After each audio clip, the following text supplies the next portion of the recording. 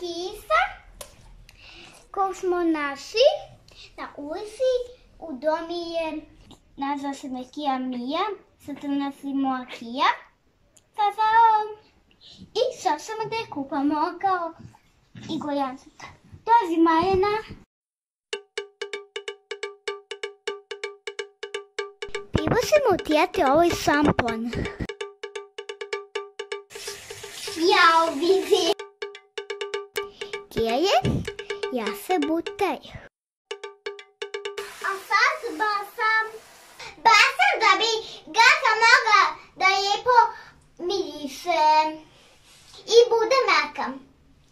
Drugari, ovo je stvarno pravi miris kao da je neko svese.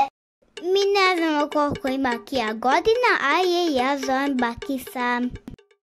Evo drugari, Kija je okupana i sad bisamo bez Kijom. Prvo da se da babiše,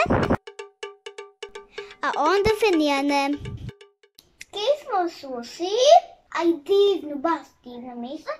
Drugari, zapamtite da kuse nisu igračke i onda trebaju da se hrane, da se maze, da se grije, da se šetaju, kupaju i tako se vaše kuse da budu sasne kao i vi. Ako vam se svidio ovaj video, lajkujte i prijavite se na moj YouTube kanal Ines Patkisa. Sad gajim!